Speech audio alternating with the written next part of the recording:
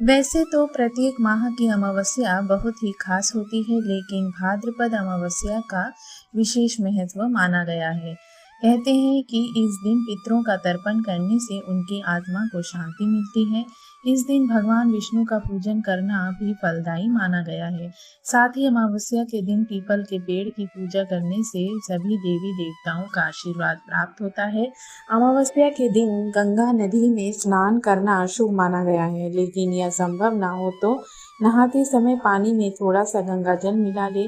स्नान के बाद पीपल के पेड़ की जड़ में जल चढ़ाएं। शाम के समय पीपल के पास सरसों के तेल का दीपक जलाएं। इससे पितर प्रसन्न होकर अपना आशीर्वाद देते हैं। भाद्रपद अमावस्या की व्रत कथा। भाद्रपद अमावस्या व्रत कथा के अनुसार एक गांव में एक ब्राह्मण और एक ब्राह्मणी रहते थे। वे दोनों भगवान के भक्त थे। उनके घर में सब कुछ था, लेकिन उनके कोई संतान नहीं थी और वे दोनों संतान न होने से बहुत दुखी रहते थे। एक दिन ब्राह्मण ने ब्राह्मणी से वन में तपस्या करने के लिए जाने को कहा और वह ब्राह्मण भगवान पर भरोसा करके वन में चला गया। जंगल में जाकर वह ब्राह्मण तप करने लगा और उसे तप करते हुए बहुत वर्ष बीत गए। इस दौरान एक दिन उसे वैराग्य हो गया और उसने सोचा कि अब अपना जीवन समाप्त कर लूं। ऐसा विचार कर वह अपना जीवन समाप्त करने के उद्देश्य से एक पेड़ की डाली पर फांसी का फंदा बनाकर मरने को तैयार हो गया। और तब ब्राह्मण को ऐसा करते देख सुख अमावस्या प्रकट हुई और ब्राह्मण को मरने से रोकते हुए बोली कि हे ब्राह्मण, तुम्हारे भाग्य में 7 जन्मों तक कोई संतान नहीं लिखी है, किंतु मैं तुम्हें 2 कन्या का वरदान देती हूँ। तुम एक कन्या का नाम अमावस्या और दूसरी कन्या का नाम पूनम रख देना और अपनी ब्राह्मणी को कहना कि सुख अमावस्या का नियमित व्रत या उपवास करे।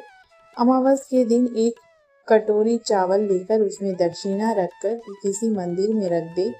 इस नियम का पालन लगातार 1 वर्ष तक करें। एक कटोरी चावल समेत दान करते रहना।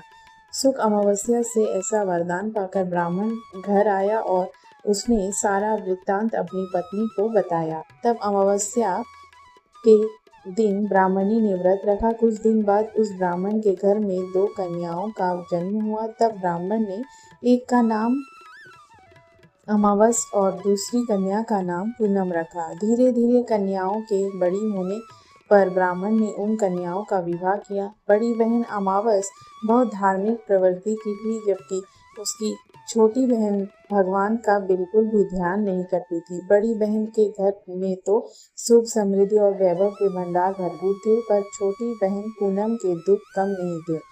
जब बड़ी बहन अमावस को छोटी बहन के बारे में सब मालूम हुआ तो उसकी बहन दुखी है। तब अमावस्या गाड़ी में सामान भरकर छोटी बहन के घर गई और कहा कि छोटी बहन पूनम, सुख अमावस का व्रत तुम भी करो और पूजा करके उपवास करो। ऐसा करने से तुम्हारे घर में सुख समृद्धि का भंडार भर जाएगा। 1 वर्ष तक चावल का कटोरा भर कर दक्षिणा समेत दान करो। पूनम ने ऐसा ही किया तो कुछ दिन बाद उसके भी घर में धन धान्य और संतान की वृद्धि होने लगी। इस प्रकार जो भी सुख अमावस्या का व्रत विधि पूर्वक करता है, उसके घर में भंडार सुख अमावस की कृपा से भर जाता है।